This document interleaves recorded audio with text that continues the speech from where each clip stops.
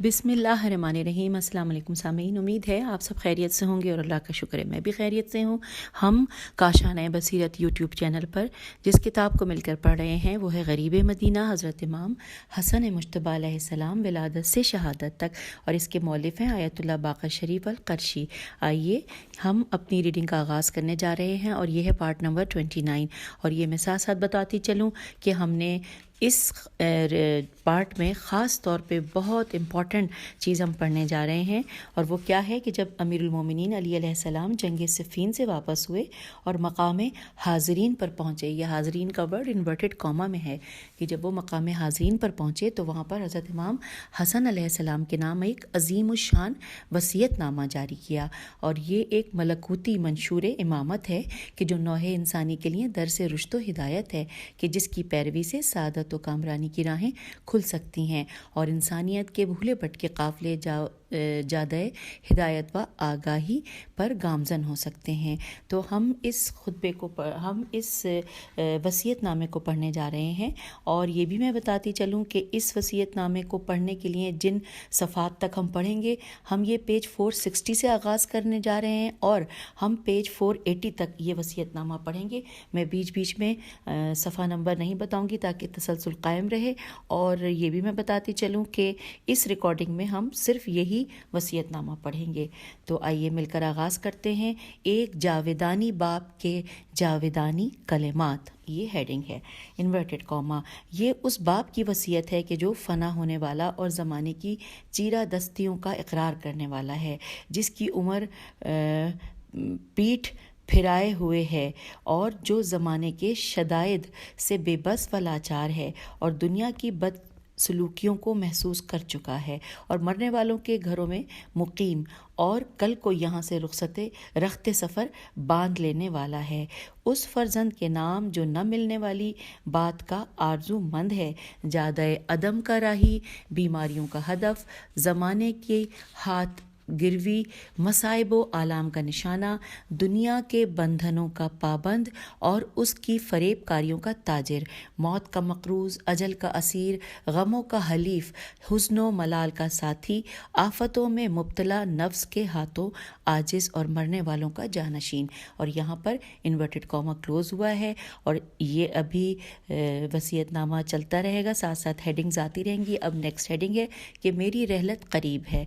लिखा है इमाम अलैहिस्सलाम ने अपने उन ज़री कलमात से इस बात का ऐलान किया कि अब उनकी रहलत करीब है और अब वो इस दुनिया से जाने वाले हैं, क्योंकि वक्त वसीयत आपकी उम्र शरीफ 60 साल के करीब थी। इंसान का ये उम्र पैगाम अजल के करीब होती है।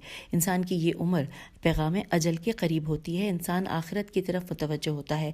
इमाम अलैहिस्सलाम ने इंसानियत को दर्स दिया है कि जो इस दुनिया में पैदा होता है वो उन चीज़ों की उम्मीद रखता है कि जिन्हें वो दरक नहीं कर सकता, बस इस हाल में वो हलाक होने वालों के रास्ते पर चल रहा होता है।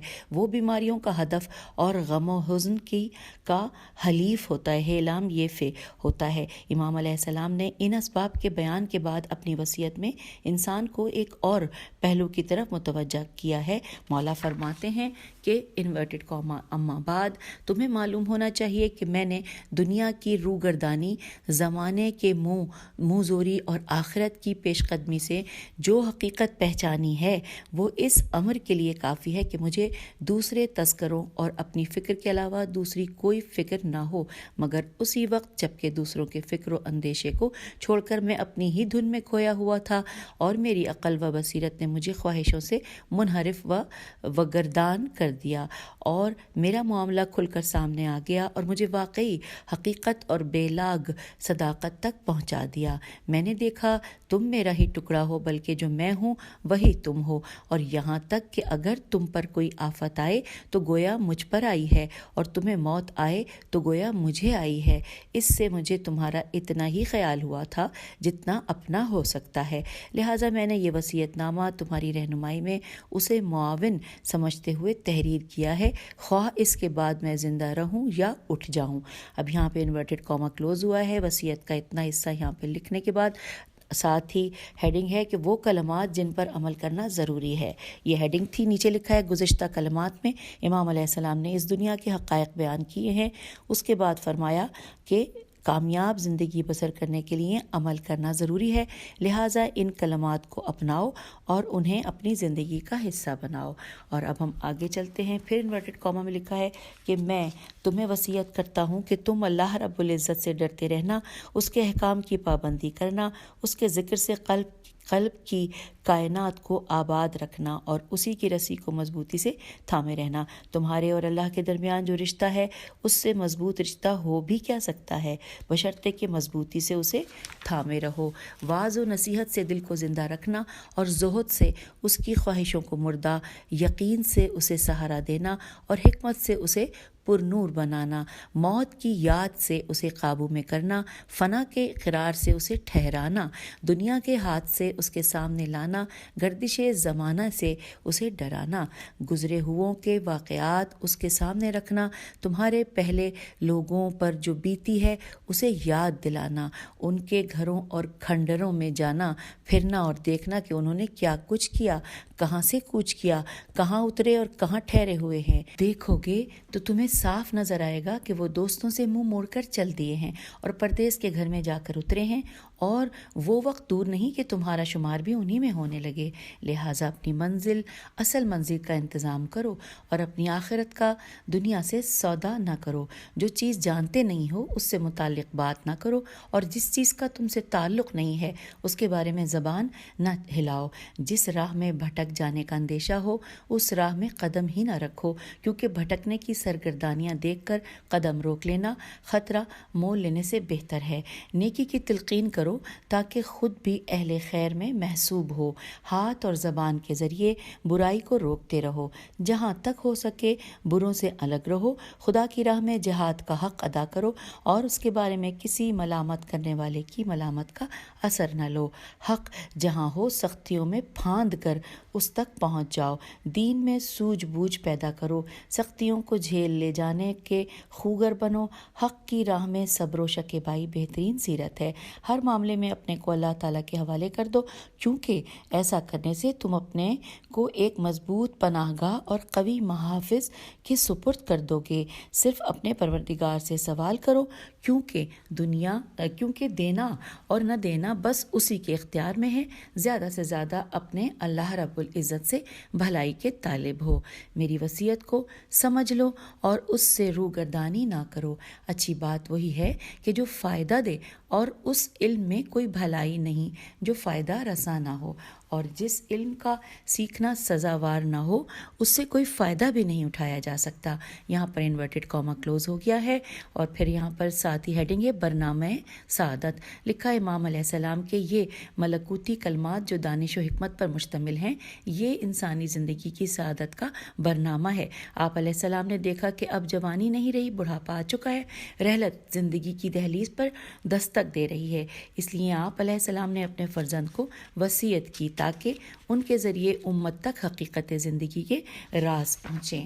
اور اب پھر انورٹڈ کاما میں لکھا ہے وصیت کا حصہ کہ اے فرزند، جب میں نے دیکھا کہ کافی عمر تک پہنچ چکا ہوں اور دن بدن ذوف بڑھتا جا رہا ہے تو میں نے وصیت کرنے میں جلدی کی اور اس میں کچھ اہم مضامین درج کیے کہ کہیں ایسا نہ ہو کہ موت میری طرف سبقت کر جائے اور دل کی بات دل ہی میں رہ جائے، یا بدن کی طرح عقل و رائے کمزور پڑ جائے، یا وصیت سے پہلے ہی تم پر کچھ خواہشات کا تسلط ہو جائے، یا دنیا کے جھمیلے تمہیں گھیر لیں تاکہ تم بھڑک اٹھنے والے منظور اونٹ کی طرح ہو جاؤ، کیونکہ کم سن کا دل اس خالی زمین کی مانند ہوتا ہے جس میں جو بیج ڈالا جاتا ہے اسے وہ قبول کر لیتی ہے۔ لہٰذا قبل اس کے کہ تمہارا دل سخت ہو جائے اور تمہارا ذہن دوسری باتوں میں لگ جائے، میں نے تعلیم دینے کے لیے قدم اٹھایا تاکہ تم عقل سلیم کے ذریعے ان چیزوں کے قبول کرنے کے لیے آمادہ ہو جاؤ کہ جن کی آزمائش اور تجربے کی زحمت سے تجربے کاروں نے تمہیں بچا لیا ہے۔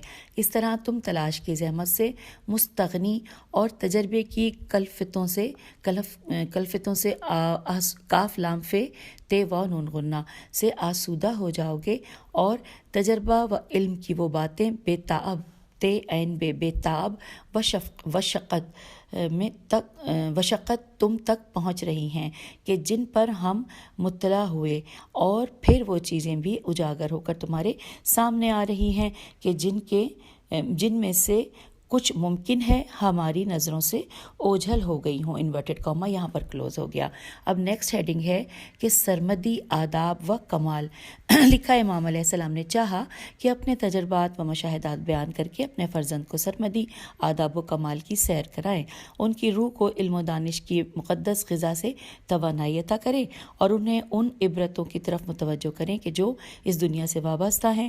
آپ علیہ السلام نے احسن انداز میں روحانی حکمت اور حکماں اور دانشوروں کی تعلیمات اور تجارب کو ایک تر لقمہ بنایا اور اسے اپنے فرزند کی روح کے ذہن میں ڈال دیا تاکہ آپ علیہ السلام کے فرزند کسی ضروری امر سے بے خبر نہ رہیں۔ آئیے مل کر پڑھتے ہیں یہ حصہ۔ یہاں پہ لکھا ہے انورٹڈ کاما میں کہ اے فرزند، اگرچہ میں نے اتنی عمر نہیں پائی جتنی اگلے لوگوں کی ہوا کرتی تھی، پھر بھی میں نے ان کی کارگزاریوں کو دیکھا، ان کے حالات و واقعات میں غور کیا اور ان کے چھوڑے ہوئے نشانات میں سیر و سیاحت کی، یہاں تک کہ گویا میں انہی میں کا ایک ہو چکا ہوں، جبکہ ان سب کے حالات و واقعات جو مجھ تک پہنچ گئے ہیں ان کی وجہ سے ایسا ہے کہ گویا میں نے ان کے اول سے آخر تک کے ساتھ زندگی گزاری ہے، چنانچہ میں نے صاف کو گدلے اور نفع کو نقصان سے الگ کر کے پہچان لیا ہے، اور اب سب کا نچوڑ تمہارے لیے مخصوص کر رہا ہوں، اور میں نے خوبیوں کو چن چن کر تمہارے لیے سمیٹ دیا ہے اور بے معنی چیزوں کو تم سے جدا کیا ہے، اور چونکہ مجھے تمہاری ہر بات کا اتنا ہی خیال ہے جتنا ایک شفیق باپ کو ہونا چاہیے، اور تمہاری اخلاقی تربیت بھی پیش نظر ہے، لہٰذا مناسب سمجھا ہے کہ یہ تعلیم و تربیت اس حالت میں ہو کہ تم نو عمر اور بساط دہر پر تازہ وارد ہو اور تمہاری نیت کھری اور نفس پاکیزہ ہو۔ میں نے چاہا تھا کہ پہلے کتاب خدا احکام شرع حلال و حرام کی تعلیم دوں اور اس کے علاوہ دوسری چیزوں کا رخ نہ کروں، لیکن یہ اندیشہ پیدا ہوا کہ کہیں وہ چیزیں جن میں لوگوں کے عقائد اور مذہبی خیالات میں اختلاف ہے تم پر اس طرح مشتبہ نہ ہو جائے، میم شین تے وے ہے، مشتبہ نہ ہو جائیں جیسے ان پر مشتبہ ہو گئی ہیں، باوجود یہ کہ ان غلط عقائد کا تذکرہ تم سے مجھے ناپسند تھا، مگر اس پہلو کا مضبوط کر دینا تمہارے لیے مجھے بہتر معلوم ہوا ہے، اس سے کہ تمہیں ایسی صورتحال کے سپرد کر دوں کہ جس میں تمہارے لیے ہلاکت و تباہی کا خطرہ ہے، اور میں امید کرتا ہوں کہ اللہ تمہیں ہدایت کی توفیق دے اور صحیح راستے کی رہنمائی کرے گا۔ ان وجوہ سے تمہیں یہ وصیت نامہ لکھ رہا ہوں۔ اب یہاں پہ انورٹڈ کاما کلوز ہو گیا ہے۔ اگلی ہیڈنگ ہے اے میرے سردار، اے خبیر احوال انسانی، بس یہ ہیڈنگ ہے۔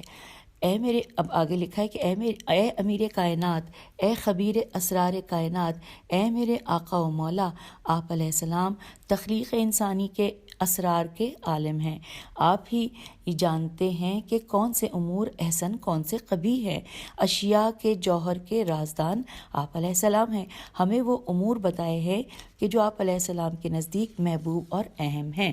اب سب سے پہلے یہاں پہ ہیڈنگ دی گئی ہے تقویٰ۔ تقویٰ کے بارے میں مولا نے اپنی وصیت کے اس حصے میں فرمایا کہ بیٹا یاد رکھو، میری اس وصیت سے جن چیزوں کی تمہیں پابندی کرنا ہے ان میں سب سے زیادہ میری نظر میں جس چیز کی اہمیت ہے وہ اللہ تبارک و تعالیٰ کا تقویٰ ہے، اور یہ کہ جو فرائض اللہ کی طرف سے تم پر عائد ہیں ان پر اکتفا کرو، اور جس راہ پر تمہارے آباء و اجداد اور تمہارے گھرانے کے افراد چلتے رہے ہیں اسی پر چلتے رہو، کیونکہ جس طرح تم اپنے لیے نظر و فکر کر سکتے ہو انہوں نے اس نظر و فکر میں کوئی کسر نہ اٹھا رکھی تھی، مگر انتہائی غور و فکر نے بھی انہیں اسی نتیجے تک پہنچایا کہ جو انہیں اپنے فرائض معلوم ہوں ان پر اکتفا کریں اور غیر متعلق چیزوں سے قدم روک لیں، لیکن اگر تمہارا نفس اس کے لیے تیار نہ ہو کہ بغیر کسی ذاتی تحقیق کے علم حاصل کیے ہوئے جس طرح کے انہوں نے حاصل کیا تھا ان باتوں کو قبول کرتے، تو بہرحال یہ لازم ہے کہ تمہارے طلب کا انداز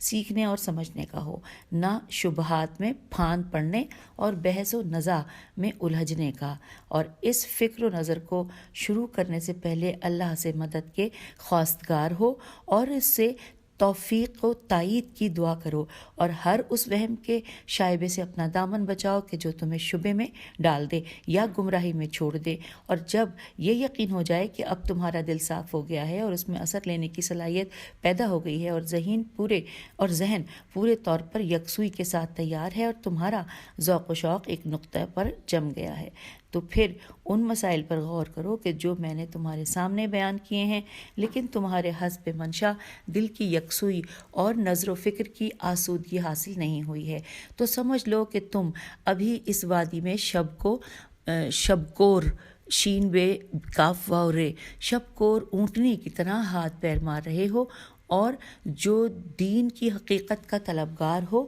وہ تاریکی میں ہاتھ پیر نہیں مارتا اور نہ غلط خلط خیلام تو خلط مبحث میم بے ہے سے کرتا ہے۔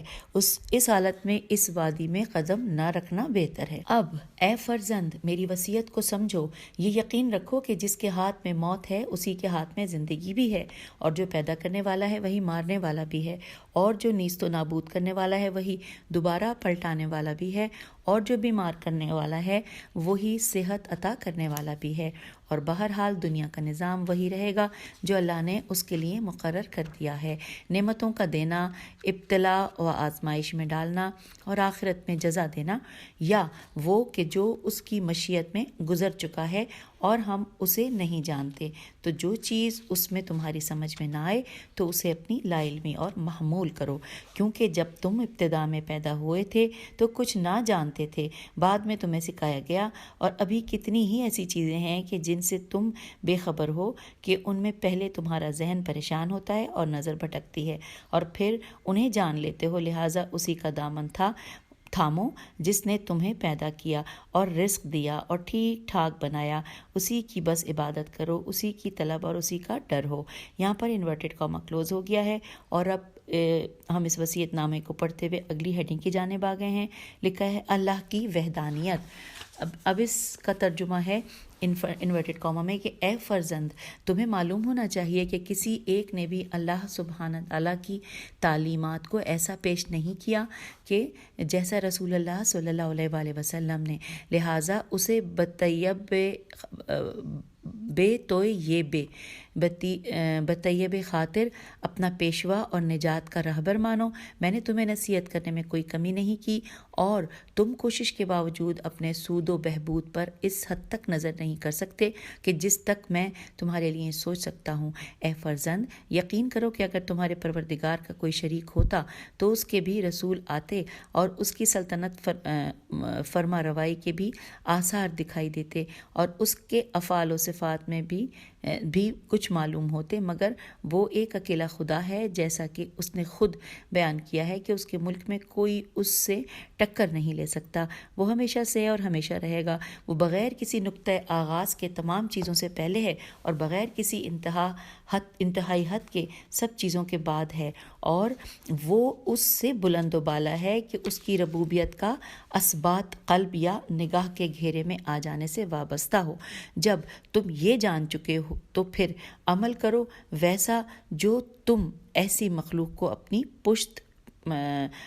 پست منزلت، کم مقدرت اور بڑی ہوئی عاجزی اور اس کی اطاعت کی جستجو اور اس کی سزا کے خوف اور اس کی ناراضگی کے اندیشے کے ساتھ اپنے پروردگار کی طرف بہت بڑی احتیاج کے ہوتے ہوئے کرنا چاہیے۔ اس نے تمہیں انہی چیزوں کا حکم دیا ہے کہ جو اچھی ہیں اور انہی چیزوں سے منع کیا ہے کہ جو بری ہیں۔ اے فرزند میں نے تمہیں دنیا میں اس کی حالت اور اس کے بے ثباتی و ناپائیداری سے خبردار کر دیا ہے، اور آخرت والوں کے لیے جو سر و سامان عشرت مہیا ہے اس سے بھی آگاہ کر دیا ہے۔ ان دونوں کی مثالیں بھی تمہارے سامنے پیش کرتا ہوں تاکہ ان سے عبرت حاصل کرو اور ان کے تقاضے پر عمل کرو۔ اب چلیے آگے چلتے ہیں۔ لکھا ہے کہ جن لوگوں نے دنیا کو خوب سمجھ لیا ان کی مثال ان مسافروں کی سی ہے کہ جن کا قحط زدہ منزل سے دل اچاٹ ہوا اور انہوں نے ایک سرسبز و شاداب مقام اور ایک تر و تازہ پربہار جگہ کا رخ کیا، تو انہوں نے راستے کی دشواریوں کو جھیلا، دوستوں کی جدائی برداشت کی، سفر کی صعوبتیں گوارا کی اور کھانے کی بدمزگیوں پر صبر کیے تاکہ اپنی منزل کی پہنائی اور دائمی قرارگاہ تک جا پہنچیں۔ اس مقصد کی دھن میں انہیں ان سب چیزوں سے کوئی تکلیف محسوس نہیں ہوتی، اور جتنا بھی خرچ ہو جائے اس میں نقصان معلوم نہیں ہوتا۔ انہیں اب سب سے زیادہ وہی چیز مرغوب ہے کہ جو انہیں منزل کے قریب اور مقصد کے نزدیک کر دے، اور اس کے برخلاف اس کے برخلاف ان لوگوں کی مثال جنہوں نے دنیا سے فریب کھایا ان لوگوں کی سی ہے کہ جو ایک شاداب سبزہ زار میں ہوں اور وہاں سے دل برداشتہ ہو جائیں اور اس جگہ کا رخ کر لیں کہ جو خشک سالیوں سے تباہ ہو. ان کے نزدیک سخت ترین حادثہ یہ ہوگا کہ وہ موجودہ حالات کو چھوڑ کر ادھر جائیں کہ جہاں انہیں اچانک پہنچنا ہے اور بہر صورت وہاں جانا ہے. یہاں پر انورٹڈ کاما کلوز ہو گیا. اب نیکسٹ ہیڈنگ ہے جو وصیت نامے کی، وہ ہے اجتماعی آداب. مولا فرما رہے ہیں کہ اے فرزند، اپنے اور دوسرے کے درمیان ہر معاملے میں اپنی ذات کو میزان قرار دو. جو اپنے لیے پسند کرتے ہو وہی دوسروں کے لیے پسند کرو، اور جو اپنے لیے نہیں چاہتے اسے دوسروں کے لیے بھی نہ چاہو. جس طرح کہ تم یہ چاہتے ہو کہ تم پر زیادتی نہ ہو، یوں ہی دوسروں پر بھی زیادتی نہ کرو. اور جس طرح یہ چاہتے ہو کہ تمہارے ساتھ حسن سلوک ہو، تو جو ہی دوسروں کے ساتھ بھی حسن سلوک سے پیش آؤ. دوسروں کی جس چیز کو برا سمجھتے ہو اسے اپنے میں بھی تو برا سمجھو، اور لوگوں کے ساتھ جو تمہارا رویہ ہو اسی رویے کو اپنے لیے درست سمجھو. جو بات نہیں جانتے اس کے بارے میں زبان نہ ہلاؤ، اگرچہ تمہاری معلومات کم ہوں. دوسروں کے لیے وہ بات نہ کہو کہ جو اپنے لیے سننا گوارا نہیں کرتے. یاد رکھو، خود پسندی صحیح طریقہ کار کے خلاف اور عقل کی تباہی کا سبب ہے. روزی کمانے میں دوڑ دھوپ کرو اور دوسروں کے خزانچی نہ بنو. اور اگر سیدھی راہ پر چلنے کی توفیق تمہارے شامل حال ہو جائے تو انتہائی درجے تک پہنچ کر اپنے پروردگار کے سامنے تذلل اختیار کرو. اور یہاں پر انورٹڈ کاما کلوز ہو گیا ہے. پھر لکھا ہے کہ جی ہاں، یہ وہ علم و دانش ہے کہ اگر انسان انہیں اپنا لے تو وہ کمال و تہذیب کی ایک بلندیوں تک پہنچ سکتا ہے جو اس کے خالق کو اس سے مطلوب ہے. یہ سنہری کلمات عدل الہی کے نظام پر مشتمل ہیں اور یہ کمال فضیلت کی اساس ہیں. اس حکمت خالد کا ایک حصہ یہ بھی ہے. آئیے مل کر ہم پڑھتے ہیں وہ حصہ. ترجمہ ہے کہ یہ تھوڑا سا بڑا ہے اس لیے 2 صفحات پر مشتمل تھا، اور جو اب اگلی ہیڈنگ آ گئی ہے وہ ہے علم و دانش. علم و دانش کے حوالے سے جو مولا نے فرمایا وہ ہم مل کر پڑھنے جا رہے ہیں. انورٹڈ کاما، اور یہ یقین کے ساتھ جانے رہو کہ تم اپنی آرزوؤں کو پورا کبھی نہیں کر سکتے، اور جتنی زندگی لے کر آئے ہو اس سے آگے نہیں بڑھ سکتے، اور تم بھی اپنے پہلے والوں کی راہ پر ہو. لہٰذا طلب و تلاش میں نرم رفتاری اور کسب معاش میں میانہ روی سے کام لو، کیونکہ اکثر طلب کا نتیجہ مال کا گنوانا ہوتا ہے. یہ ضروری نہیں کہ رزق کی تلاش میں لگا رہنے والا کامیاب ہی ہو، اور کد و کاوش میں اعتدال سے کام لینے والا محروم ہی رہے. ہر ذلت سے اپنے نفس کو بلند رکھ کر سمجھو، اگرچہ وہ تمہاری منمانی چیزوں تک پہنچا دے، کیونکہ اپنے نفس کی عزت جو کھو دے گا اس کا بدل کوئی حاصل نہ کر سکو گے. پھر لکھا ہے کہ دوسروں کے غلام نہ بن جاؤ، جبکہ اللہ تعالیٰ نے تمہیں آزاد بنایا ہے. اس بھلائی میں کوئی بہتری نہیں کہ جو برائی کے ذریعے حاصل ہو، اور اس آرام و آسائش میں کوئی بھلائی نہیں کہ جس کے لیے ذلت کی دشواریاں جھیلنا پڑیں. خبردار، تمہیں طمع و حرص کی تیز رو سواریاں ہلاکت کے گھاٹ نہ اتاریں. اگر ہو سکے تو یہ کرو کہ اپنے اور اللہ کے درمیان کسی ولی نعمت کو واسطہ نہ بننے دو، کیونکہ تم اپنا حصہ اور اپنی قسمت پا کر رہو گے. وہ تھوڑا جو اللہ تعالیٰ سے بے منت خلق ملے اسے اس کثیر سے کہیں بہتر ہے کہ جو مخلوق کے ہاتھوں سے ملے، اگرچہ حقیقتاً جو ملتا ہے اللہ ہی کی طرف سے ملتا ہے. بے محل خاموشی کا تدارک بے موقع گفتگو سے آسان ہے. برتن میں جو ہے اس کی حفاظت یوں ہی ہوگی کہ منہ بند رکھو، اور جو کچھ تمہارے ہاتھ میں ہے اسے محفوظ رکھنا دوسروں کے آگے دستے طلب بڑھانے سے مجھے زیادہ پسند ہے. یاس کی تلخی سہ لینا لوگوں کے سامنے ہاتھ پھیلانے سے بہتر ہے. پاک دامنی کے ساتھ محنت و مزدوری کر لینا فسق و فجور میں گھری ہوئی دولت مندی سے بہتر ہے. انسان خود ہی اپنے راز کو خوب چھپا سکتا ہے. بہت سے لوگ ایسی چیز کے لیے کوشاں ہوتے ہیں کہ جو ان کے لیے ضرر رساں ثابت ہوتی ہے. جو زیادہ بولتا ہے وہ بے معنی باتیں کرنے لگتا ہے. سوچ بچار سے قدم اٹھانے والا صحیح راستہ دیکھ لیتا ہے. نیک لوگوں سے میل جول رکھو گے تو تم بھی نیک ہو جاؤ گے. اور پھر لکھا ہے کہ بروں سے بچے رہو گے تو ان کے اثرات سے محفوظ رہو گے۔ بدترین کھانا وہ ہے جو حرام ہے، اور بدترین ظلم وہ ہے جو کسی کمزور و ناتواں پر کیا جائے۔ جہاں نرمی سے کام لینا نامناسب ہو وہاں سخت گیری ہی نرمی ہے۔ کبھی کبھی دوا بیماری اور بیماری دوا بن جایا کرتی ہے۔ کبھی بدخواہ بھلائی کی راہ سمجھا دیا کرتا ہے اور دوست قریب فریب دے جاتا ہے۔ نیکسٹ پیراگراف میں لکھا ہے کہ خبردار، امیدوں کے سہارے نہ بیٹھنا، کیونکہ امیدیں احمقوں کا سرمایہ ہوتی ہیں۔ تجربوں کو محفوظ رکھنا عقل مندی ہے۔ بہترین تجربہ وہ ہے کہ جو پند و نصیحت دے۔ اور یہ پھر آگے لکھا ہے کہ فرصت کا موقع غنیمت جانو، اس سے پہلے کہ وہ رنج و اندوہ کا سبب بن جائے۔ پھر ہے کہ ہر طلب و سعی کرنے والا مقصد کو پا نہیں لیا کرتا، اور پھر جانے والا پلٹ کر نہیں آیا کرتا۔ تو توشے کو کھو دینا اور عاقبت بگاڑ لینا بربادی و تباہ کاری ہے۔ ہر چیز کا نتیجہ ثمرہ ہوا کرتا ہے۔ جو تمہارے مقدر میں ہے وہ تم تک پہنچ کر رہے گا۔ تاجر اپنے کو خطروں میں ڈالا ہی کرتا ہے۔ کبھی تھوڑا مال فراوانی سے زیادہ بابرکت ثابت ہوتا ہے۔ پست طینت معاون میں کوئی فلاح و بھلائی نہیں، اور نہ بدگمان درست ہیں۔ جی یہ لکھا ہے، جب تک زمانے کی سواری تمہارے قابو میں ہے اس سے نباہ کرتے رہو۔ زیادہ کی امید میں اپنے کو خطرات میں نہ ڈالو۔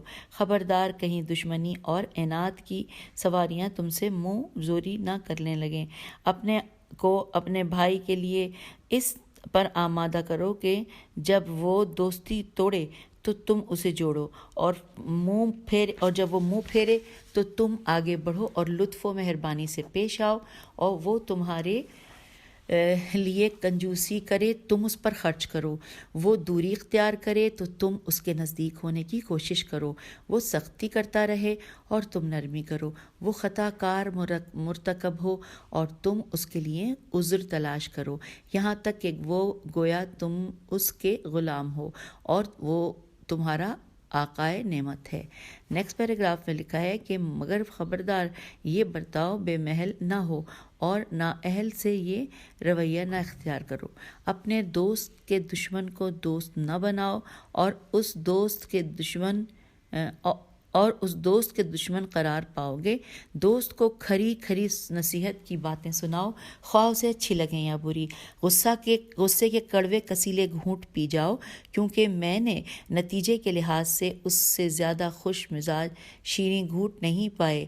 جو شخص تم سے سختی کے سے پیش آئے اس سے نرمی کا برتاؤ کرو، کیونکہ اس رویے سے وہ خود ہی نرم پڑ جائے گا۔ اور پھر آگے لکھا ہے کہ دشمن پر لطف و کرم کے ذریعے سے راہ چارہ و تدبیر مسدود کرو۔ دوبارہ پڑھ لیتے ہیں۔ دشمن پر لطف و کرم کے ذریعے سے راہ چارہ و تدبیر مسدود کرو، میم سین دال واو دال کرو، کیونکہ دو قسم کی کامیابیوں میں سے زیادہ مزے کی کامیابی ہے۔ اپنے کسی دوست سے تعلقات قطع کرنا چاہو تو اپنے دل میں اتنی جگہ رہنے دو کہ اگر اس کا رویہ بدلے تو اس کے لیے گنجائش ہو۔ جو تم سے حسن زن رکھتے اس کے حسن زن کو سچا ثابت کرو۔ باہمی روابط کی بنا پر اپنے کسی بھائی کی حق تلفی نہ کرو، پھر وہ بھائی کہاں رہا جس کا حق تم تلف کرو۔ یہ نہ ہونا چاہیے کہ تمہارے گھر والے تمہارے ہاتھوں دنیا جہاں میں سب سے زیادہ بدبخت ہو جائیں۔ جو تم سے تعلقات قائم رکھنا پسند ہی نہیں کرتا ہو اس کے خواہ مخواہ پیچھے نہ پڑو۔ تمہارا دوست قطع تعلق کرے تو تم رشتہ محبت جوڑنے میں اس سے بڑھ جاؤ۔ ظالم کا ظلم تم پر گراں نہ گزرے، کیونکہ وہ اپنے نقصان اور تمہارے فائدے کے لیے سرگرم عمل ہے، اور جو تمہاری خوشی کا باعث ہو اس کا صلہ یہ نہیں کہ اس سے برائی کرو۔ اور یہاں پر انورٹڈ کاما کلوز ہو گیا اور ہم نے مولا کی وصیت مکمل کر لی ہے، اور اب ہم اس کے بعد پیج نمبر 481 پہ آ گئے ہیں، اور یہاں پر ہیڈنگ ہے البصرہ۔ لکھا ہے امیر المومنین حضرت علی علیہ السلام کی بیعت کا دور مکمل ہوا، پورے عالم اسلام نے بیعت کی، لیکن ریاست شام یعنی معاویہ وغیرہ نے آپ علیہ السلام کی بیعت نہ کی۔ تمام مسلمانوں نے نئی حکومت کو دل و جان سے قبول کر لیا، کیونکہ انہیں امام علیہ السلام کی ذات پر یقین تھا کہ آپ علیہ السلام ان کے لیے اسلام کی رحمت اور عدل واپس لائیں گے اور وہی نظام حکومت لائیں گے جو نبی رحمت صلی اللہ علیہ وآلہ وسلم لائے تھے۔ امام علیہ السلام نے اپنی سیاسی ذمہ داری اور اسلامی عدالت عظمیٰ کے قیام کے لیے پہلے دن سے ہی کام شروع کر دیا۔ آپ علیہ السلام نے اعلان کر دیا کہ تمام مسلمانوں کے حقوق برابر ہیں، کسی کو کسی پر کوئی فوقیت حاصل نہیں ہے۔ آپ علیہ السلام نے خود ساختہ امتیازات کا خاتمہ کر دیا کہ طبقاتی تقسیم کا اسلام کے ساتھ کوئی ربط نہیں ہے۔ گزشتہ ادوار میں جن لوگوں نے مسلمانوں کے مال سے جاگیریں بنائی تھیں ان کی واپسی کا حکم دے دیا کہ وہ سب بیت المال میں جمع کرا دی جائیں۔ امام علیہ السلام کے اس حکم پر گورنمنٹ مشنری حرکت میں آئی اور احتساب کا عمل شروع ہو گیا۔ جی ہاں، یہ فطری امر ہے کہ غاصب اور ظالم کا دل نہیں چاہتا کہ وہ عدالت کے کٹہرے میں کھڑے ہو کر حساب دے اور اس کا لوٹا ہوا مال اس سے واپس لیا جائے۔ اس لیے ایسے لوگوں پر قیامت صغریٰ ٹوٹ پڑی تھی، ان کی نیندیں اڑ گئی تھیں کہ انہیں ہر صورت حساب دینا ہوگا، تو انہوں نے اس محاسبے سے بچنے کی منصوبہ بندی کی کہ امام علیہ السلام کی حکومت کا خاتمہ کر دیا جائے۔ تو اس منصوبے کو عملی جامہ پہنانے کے لیے طلحہ اور زبیر میدان عمل میں آئے۔ انہوں نے حضرت عائشہ رضی اللہ کا سہارا لیا اور ان کی قیادت میں بصرہ میں جنگ کی آگ بھڑکائی اور مسلمانوں کی جماعت میں دراڑ پیدا کی۔ بصرہ کی جنگ مسلمانوں کی آپس میں پہلی جنگ ہے جس نے اسلامی جمعیت پر وہ کاری ضرب لگائی کہ جس کے آثار آج تک پائے جاتے ہیں۔ ہم آ گئے ہیں پیج 482 پر۔ لکھا ہے کہ آئیں اور اس جنگ کے اسباب کا مطالعہ کرتے ہیں۔ اب ہیڈنگ ہے حضرات طلحہ و زبیر۔ جب تاریخ اسلام کا مطالعہ کیا جاتا ہے تو بہت سے ایسے لوگ ملتے ہیں کہ جنہوں نے دین اسلام کے خلاف سازشیں کیں اور مسلمانوں کے درمیان انتشار و افتراق پیدا کیا۔ اس کی وجہ یہ ہے کہ ایسے لوگ حکومتوں میں کے مقربین ہوتے ہیں اور ان کے توسط سے ناجائز جاگیریں بنانے والے ہوتے ہیں۔ جب ان کا محاسبہ ہوتا ہے تو وہ محاسبہ کرنے والی طاقت کے دشمن بن جاتے ہیں۔ جناب طلحہ اور جناب زبیر انہی لوگوں میں سے تھے۔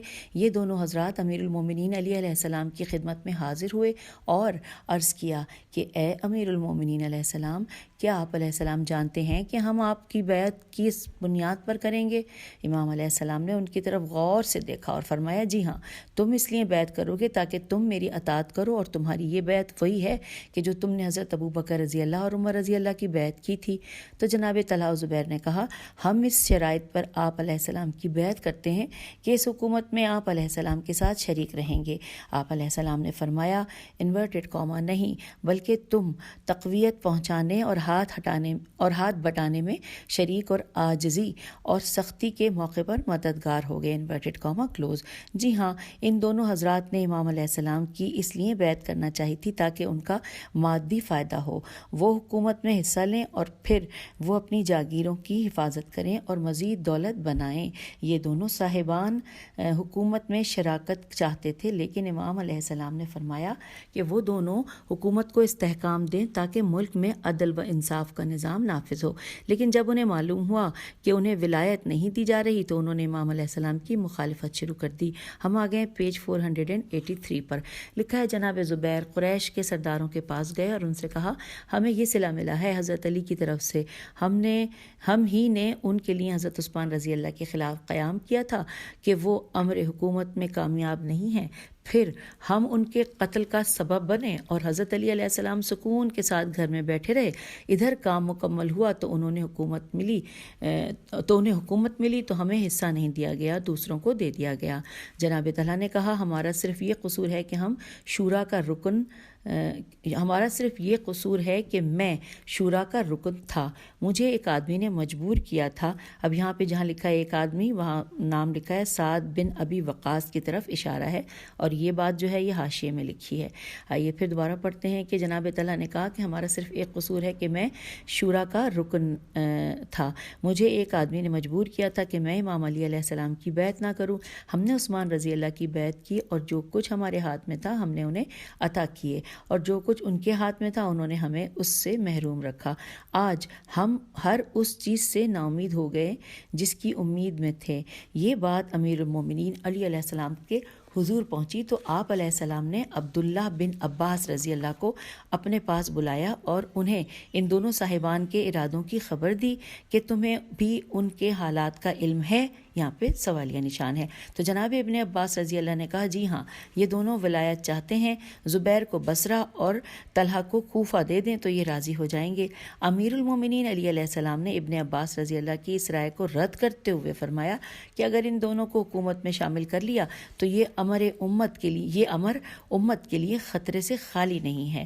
آپ علیہ السلام نے ابن عباس رضی اللہ سے فرمایا اے ابن عباس رضی اللہ، افسوس کی بات ہے کہ کوفہ اور بصرہ میں ان کی افرادی قوت بھی ہے اور ان کے پاس مال بھی ہے۔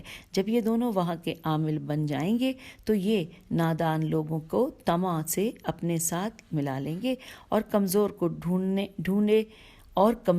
کو ڈنڈے کے زور پر اپنی اطاعت کروائیں گے، حکومت کے ذریعے طاقتور کو اور قوی کریں گے۔ اگر میں اپنے نفع و نقصان کی بنا پر انہیں ولایت دوں تو پھر معاویہ کو بھی شام میں رہنے دوں۔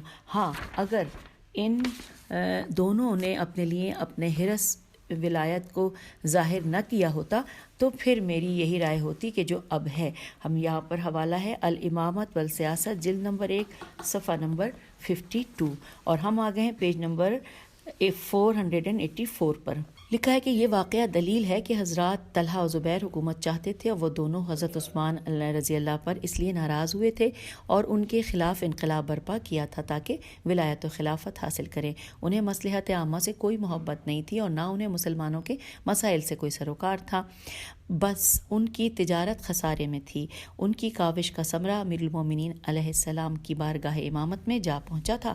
اب مرکز محور حکومت حضرت علی علیہ السلام کی ذات تھی اور آپ علیہ السلام کا نظام حکومت وہی تھا جو رسول اللہ صلی اللہ علیہ وآلہ وسلم کا تھا کہ جس نظام میں لوٹ کھسوٹ، خیانت، اقربا پروری کی کوئی گنجائش نہیں تھی، کیونکہ امت کے مال پر صرف امت کا حق ہے، کسی غیر کا نہیں۔ اگر آپ علیہ السلام ایسے جاگیرداروں اور زرداریوں کو اپنی حکومت میں شریک کرتے تو یہ امت کے حق میں خیانت ہوتی۔ اب لکھا ہے کہ امام علیہ السلام کے مذکورہ فرمان سے جو نکات سامنے آتے ہیں وہ درج ذیل ہیں۔ نمبر 1، اگر طلحہ اور زبیر صاحبان کو حکومت مل جاتی تو وہ نادان لوگوں کو مال دے کر اپنے ارد گرد اکٹھا کر لیتے۔ نمبر 2، وہ کمزور لوگوں پر دباؤ ڈالتے کہ وہ ان کی اطاعت میں رہیں اور انہیں پریشان کرتے۔ نمبر 3، وہ اپنے اقتدار اور اختیارات کو اپنے ذاتی مفاد کے لیے استعمال کرتے۔ پھر لکھا ہے کہ جب امام علیہ السلام ان کی فطرت کا مطالعہ کر چکے تھے تو پھر آپ علیہ السلام کیسے ان لوگوں کو مسلمانوں کی جان اور مال پر مسلط کرتے۔ محقق و نقاد شفیق جبری، یہاں پہ نام ہے شقیق جبری، شین قاف یہ قاف جیم بے رے چھوٹی، اور اس کے حوالے سے ان کے لکھا ہے کہ عناصر نفیسہ، ان کے حوالے سے یہ لکھا ہے۔ پھر لکھا ہے کہ محقق و نقاد شقیق جبری نے امیر المومنین حضرت علی علیہ السلام پر تنقید کرتے ہوئے لکھا ہے کہ جب طلحہ اور زبیر حضرت علی علیہ السلام کے پاس آئے تھے کہ انہیں حکومت میں شریک کیا جائے، اگر امام علیہ السلام انہیں گورنریاں دے دیتے تو امام علیہ السلام کی حکومت خانہ جنگی سے بچ جاتی۔ پھر آگے لکھا ہے کہ جی ہاں، شقیق جبری پر مغربی طرز حکومت کی چھاپ ہے جہاں حلال و حرام کی تمیز نہیں ہے۔ اسے اسلام کی عادلانہ حکومت کا کیا علم جس میں کسی کے حق میں تجاوز کرنا جائز نہیں ہے۔ اسلام دھوکہ فریب سے منع کرتا ہے۔ پیج 485۔ اسلامی سیاست کی بنیاد ایمان ہے تاکہ انسانی حقوق کا تحفظ ہو۔ یہی وجہ ہے کہ امام علیہ السلام نے امت کو ایسے لوگوں سے بچانے کی کوشش کی کہ جن کی نگاہ مادیت پر تھی۔ فرزند ابو طالب علیہ السلام نے اسلامی عدالت کا پرچم بلند کیا تاکہ اللہ کی سرزمین میں عدل الہی کے ذریعے امن و آشتی کا قیام ہو۔ نیکسٹ پیراگراف میں لکھا ہے جی ہاں، حضرت علی علیہ السلام بادشاہ نہیں تھے، آپ علیہ السلام جانشین رسول صلی اللہ علیہ وآلہ وسلم اور نمائندہ پروردگار تھے۔ بادشاہ ہوتے تو انہیں اپنی حکومت سے پیار ہوتا اور آپ علیہ السلام اسے بچانے کے لیے وہ دوسرے حربے استعمال کرتے کہ جو عموماً بادشاہ استعمال کرتے ہیں۔ بادشاہت کا نظام مکر و فریب پر مبنی ہوتا ہے، لیکن امام علیہ السلام معصوم تھے، اس لیے تو آپ علیہ السلام کا تاریخی فرمان دنیا کے بادشاہوں کے منہ پر تماچا ہے۔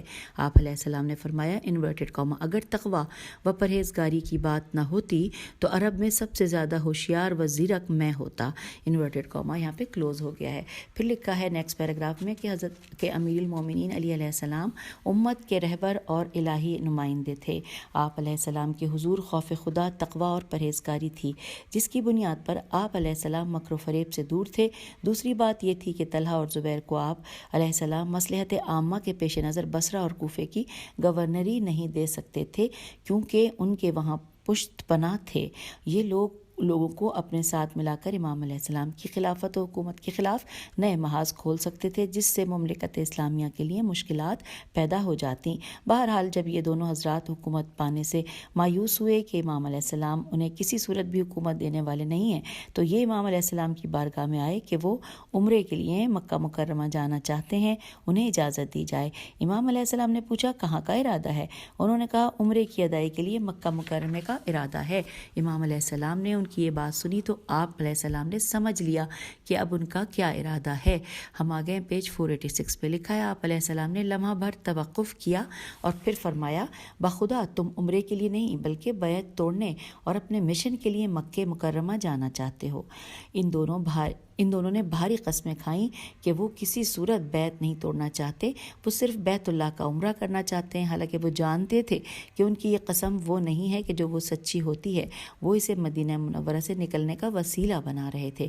امام علیہ السلام نے ان کی قلبی کیفیت کو جانتے ہوئے ان سے فرمایا تھا کہ تم دونوں دوبارہ میری بیعت کرو۔ ان دونوں نے امام علیہ السلام کی دوبارہ بیعت کی اور مکہ مکرمہ کی طرف روانہ ہو گئے۔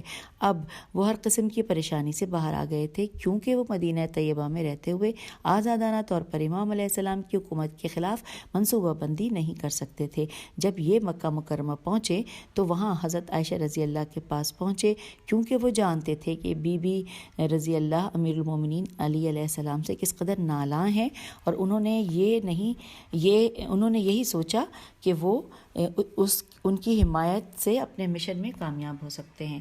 تو یوں آپ ریکارڈنگ کو مکمل کرتے ہیں، انشاءاللہ اگلی آڈیو میں ملتے ہیں۔ خدا حافظ، فی امان اللہ۔